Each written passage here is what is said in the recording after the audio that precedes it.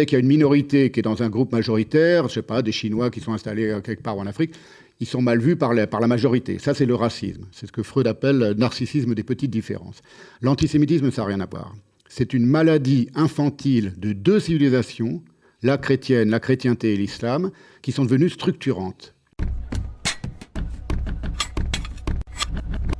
Il s'appelle Stéphane Zagdanski, il est écrivain, essayiste français, il est connu pour ses essais littéraires et philosophiques souvent liés à la pensée juive et à la littérature et également à la philosophie contemporaine. Il a beaucoup étudié avec Emmanuel Levinas et on est ravis de l'accueillir sur ce plateau. Bonjour Stéphane Zagdanski. Bonjour, merci de votre invitation. Avec plaisir, on profite de votre passage en Israël pour vous recevoir. Alors vous avez bien évidemment écrit un ouvrage, un gros ouvrage, on peut dire 700 pages à peu près, de l'antisémitisme qui nous en fait plonge dans notre histoire en même temps dans pourquoi les gens ne nous aiment pas tellement en fait. Et vous expliquez que pour comprendre l'antisémitisme, il faut se plonger dans la Bible.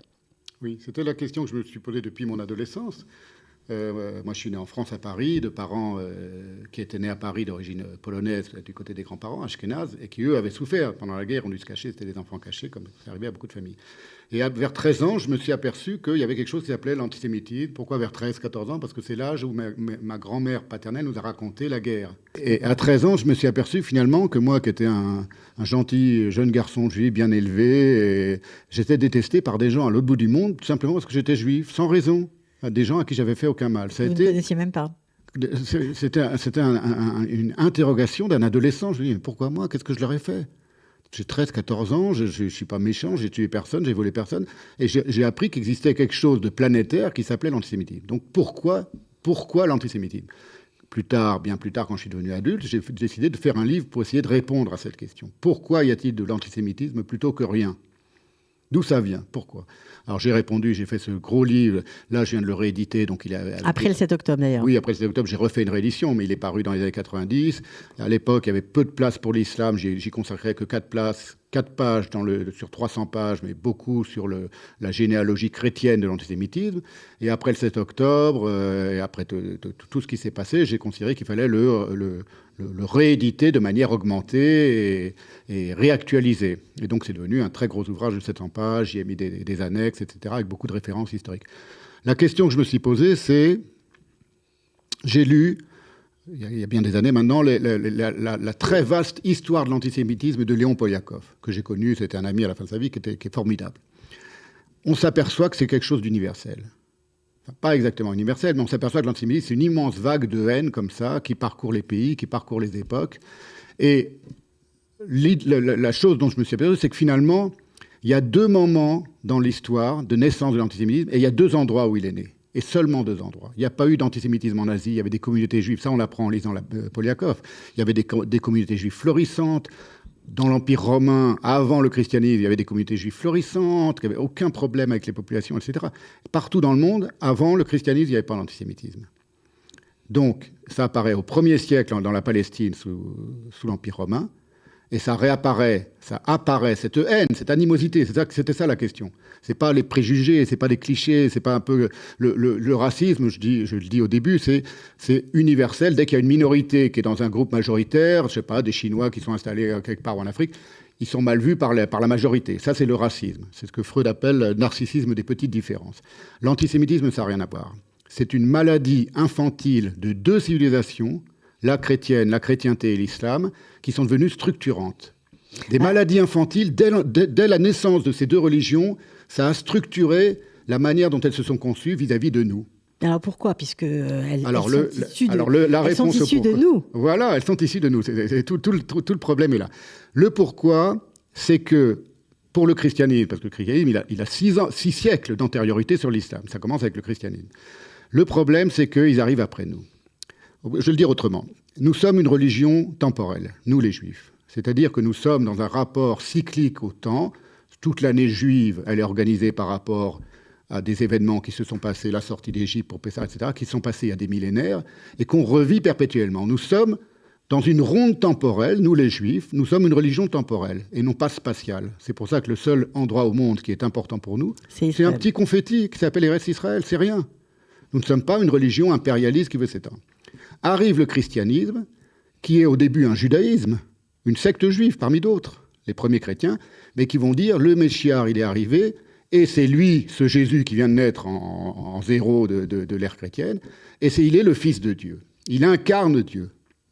Et donc ça se spatialise, c'est-à-dire ça devient un corps humain qu'on peut toucher, Dieu, qu'on peut palper. Donc tout le christianisme démarre comme ça, ce qui est absolument une divergence absolue avec le judaïsme. Il devient un homme qui naît à tel endroit de la terre, la Palestine du 1er siècle, à telle date de la terre, il est historique. Leur Dieu devient historique, le divin devient historique pour les chrétiens. Et à partir du moment où il s'inscrit dans l'espace, il s'inscrit sur terre, en chair et en os, si vous voulez, tout simplement, c'est l'incarnation. Et à partir de là, ça va devenir une théologie de l'épanchement dogmatique. Contrairement au judaïsme, on est dans le questionnement. Je vous résume oui, bien sûr, bien sûr. Les chrétiens, c'est le Christ qui dit, Jésus qui dit « Je suis la voie, la vérité et la vie ». Moi, tout passe par moi pour aller au Père. Tout passe par moi, être humain de chair et d'os. C'est eux qui le disent, c'est pas nous, c'est l'incarnation. Nous, jamais. Nous, on passe par Moïse, on passe par là, mais on ne touche pas Dieu quand on touche Moïse. Vous voyez, nous aussi, le buisson ardent, c'est le buisson ardent, voilà, c'est des choses, c'est un Dieu invisible, etc. Et toute la Kabbalah va développer ces choses-là de manière merveilleuse. Première chose, à partir de là, ils vont faire alliance avec l'Empire romain, conversion au IIIe siècle de l'Empire romain au catholicisme, et l'Empire romain, c'est un impérialisme. Là où ils passent, l'herbe ne repousse pas, et ils vont s'étendre sur le monde. 6 siècles plus tard, la même chose arrive avec un arabe qui s'appelle Mahomet, qui entend, dit-il, prétend-il, la voix de Dieu, qui devient un prophète, et qui va considérer que lui, non seulement il est la voie, la vérité et la vie, mais qu'il faut aller forcer les autres à se convertir à cette nouvelle entente du Dieu unique, qui lui vient aussi du judaïsme, parce qu'il fréquentait des chrétiens arabes et des juifs arabes, et il écoutait leurs histoires. Donc l'islam aussi vient du judaïsme. J'en viens à la question de l'animosité. Pourquoi ils nous haïssent ? Parce que là, c'est pourquoi la différence entre eux et nous, c'est qu'eux se sont répandus dans l'espace. Bon, l'islam, il s'est répandu de manière... Et le problème, c'est que, comme on est une religion temporelle, on est comme un tourbillon de temporalité pure et on les précède. Ah bah oui, et donc, ils sont 2e et 3e pour l'islam. C'est ça qu'ils nous reprochent ? Oui, bien sûr. C'est un reproche quasiment conscient. C'est pas seulement que c'est une reproche, c'est qu'ils ont élaboré toute leur théologie en disant « nous sommes les vrais premiers ». Pour nous effacer. Pour nous effacer, exactement. Comme ils ont fait sur le mont du Temple.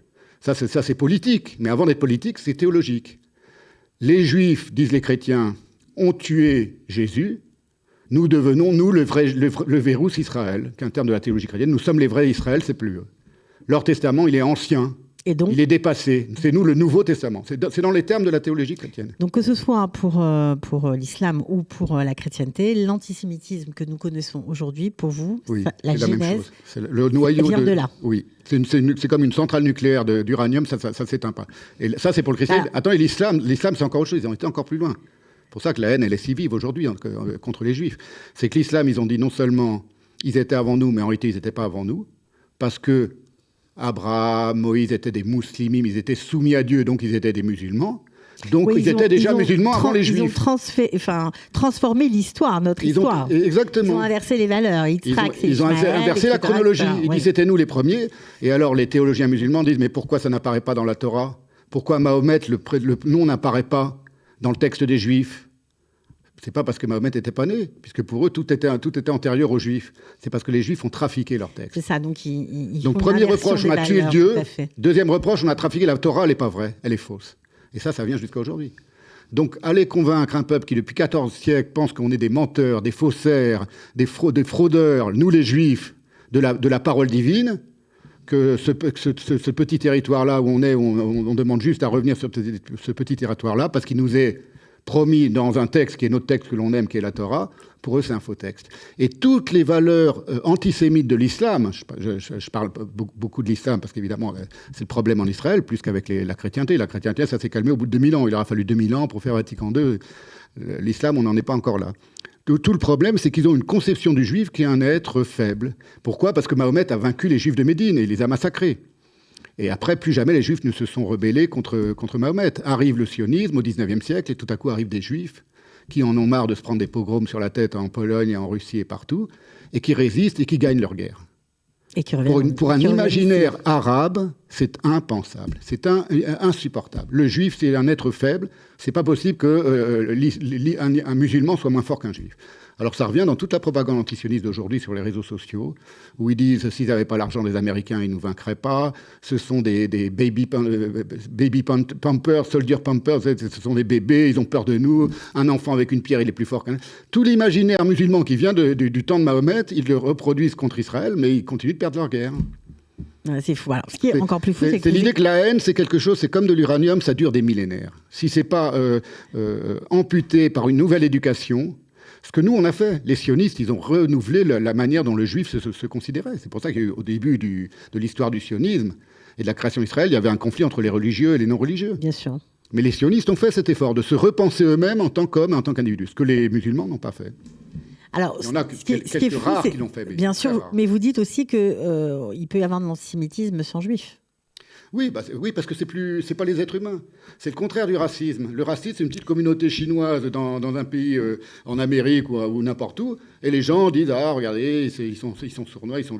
Il faut avoir visuellement la présence. Pour les Juifs, comme ça vient, comme je le dis tout à l'heure, c'est une maladie infantile, structurelle, mais civilisationnelle. C'est à l'intérieur du langage, c'est à l'intérieur des mœurs, c'est à l'intérieur des coutumes, des proverbes, de la littérature. Rien que pour la France, on a Molière. Ça veut dire que trouver quelqu'un qui n'est pas foncièrement antisémite, c'est un miracle, quoi, en fait. Ça signifie qu'un enfant qui naît aujourd'hui dans l'Occident chrétien ou dans l'islam du monde arabe, il est imbibé d'une atmosphère d'antisémitisme, qu'il le veuille ou non. Et pour devenir non antisémite, il y en a beaucoup. Il y en a un certain nombre d'Arabes, de musulmans qui ont dit « je me suis aperçu de tout ce qu'on m'avait appris dans mon enfance ».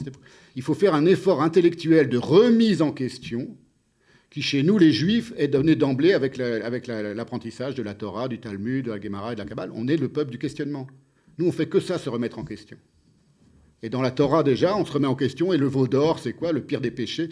On passe notre temps dans la Torah à pécher, à être puni, à se remettre en question et à questionner Dieu. Et pourquoi tu veux détruire Sodome? Et quel est ton nom? Demande Moïse au puissant.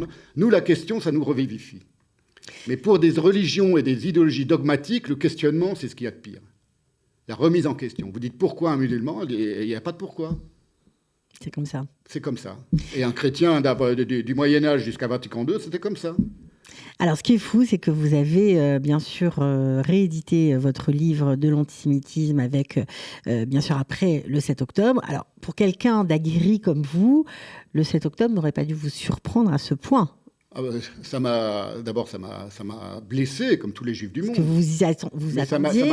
Ça m'a pas surpris en théorie, mais j'ai été abasourdi par la facilité avec laquelle ils ont pénétré en Israël. Ils sont restés toute une journée, comme tout le monde. Et maintenant, ça m'a... comment dire? Comme tous les Juifs... Mais vous alertiez depuis longtemps. Oui, mais je ne disais pas, attention, il va arriver. Je disais, l'antisémitisme est inextinguible. Et la haine au sens pur, que vous, les antisémites aux Juifs, et dans le monde arabe, il y a un antisémitisme extraordinairement vivant et virulent aujourd'hui, qui n'est toujours pas éteint, il est inextinguible. Contrairement à des gens qui, il y a quelques années, étaient beaucoup plus optimistes. Moi, je suis pessimiste depuis toujours. C'est ça, c'est ce que j'allais vous dire. C'est pas parce qu'on est pessimiste qu'on est content quand dire « Ah, vous voyez, j'avais eu raison ». C'est pas ça. C'était pas agréable de voir ça. Et alors le pire, je peux vous raconter, s'il y en a encore quelques Bien sûr, bien sûr.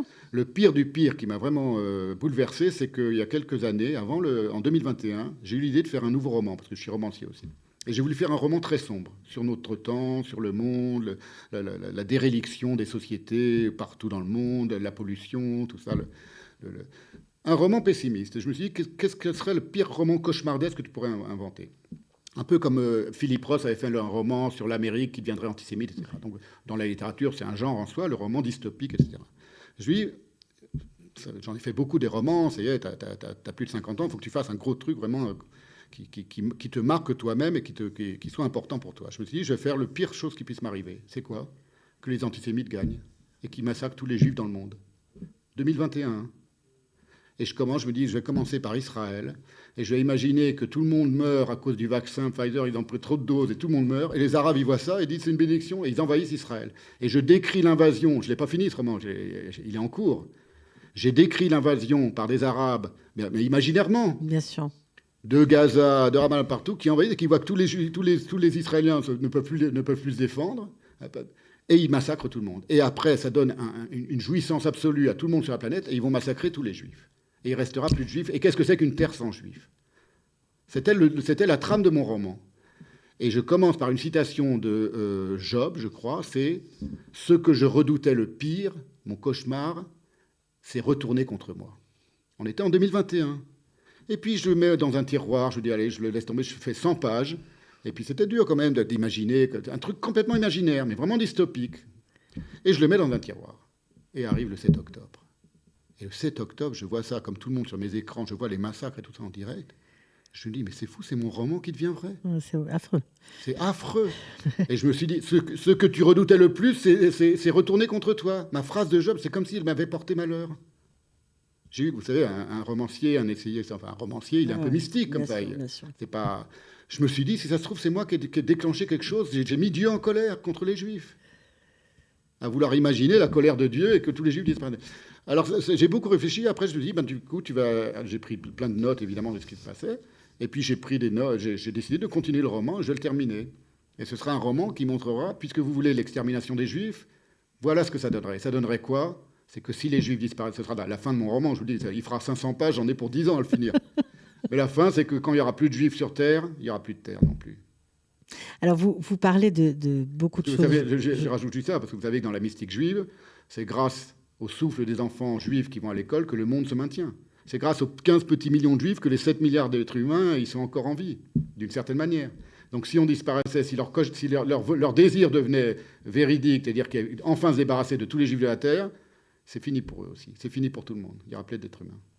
Alors, vous parlez beaucoup justement de cette haine antisémite qui est intrinsèque, qui est, on va dire, voilà, qui coule dans les veines de chaque citoyen, qu'il soit né au Maghreb. S'ils ne font pas l'effort de se questionner. Walem Samsal, vous voyez, il se questionne, du coup, il se retrouve en prison, il questionne l'islam. Il y en a plein. Il y en a des gens formidables qui font un travail intellectuel, mais ils sont expulsés des pays arabes ou emprisonnés comme Walem Samsal. Alors, vous finissez votre livre en disant que la haine antisémite a encore de beaux jours devant elle.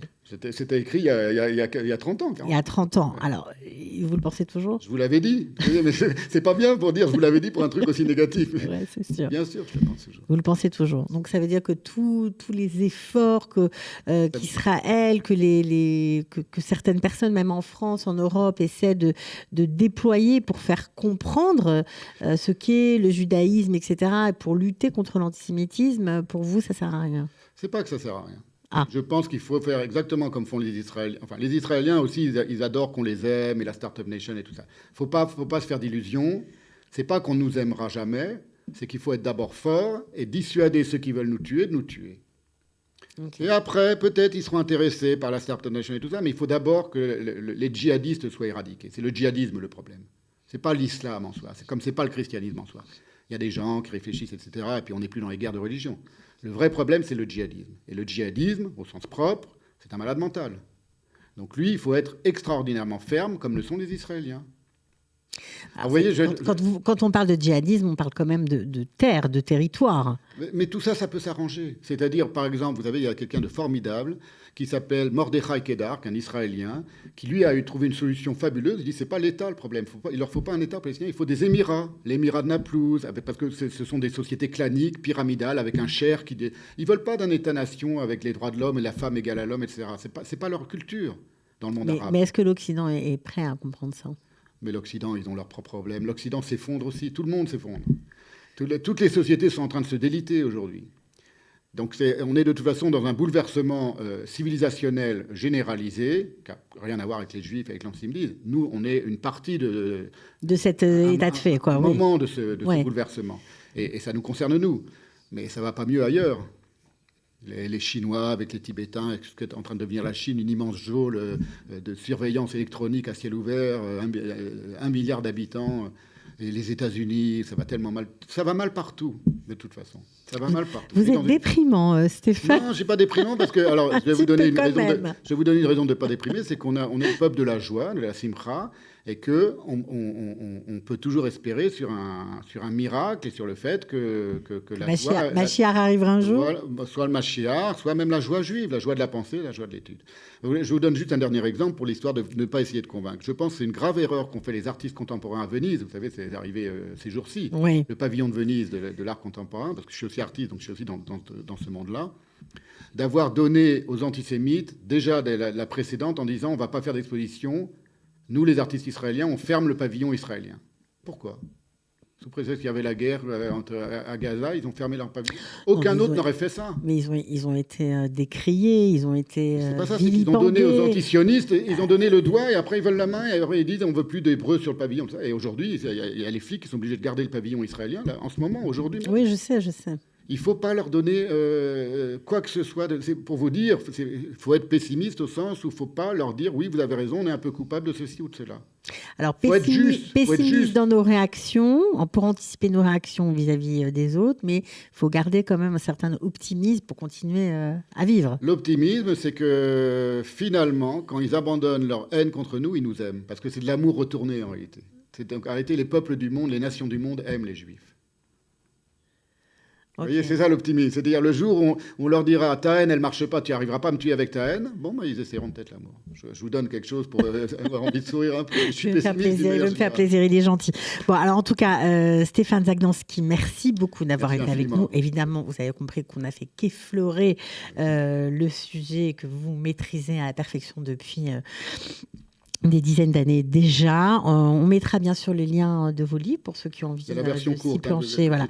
Il y a une petite version, voilà, la version courte, je vous la montre. Et puis il y a 50 pages. Voilà, 50 pages qui résument. On danse les 800 pages, voilà. C'est plus facile à lire. Mais on mettra quand même les deux liens pour ceux qui ont envie d'en savoir plus. En tout cas, merci beaucoup d'avoir été avec nous. Merci pour cet échange et puis à très bientôt. Merci beaucoup.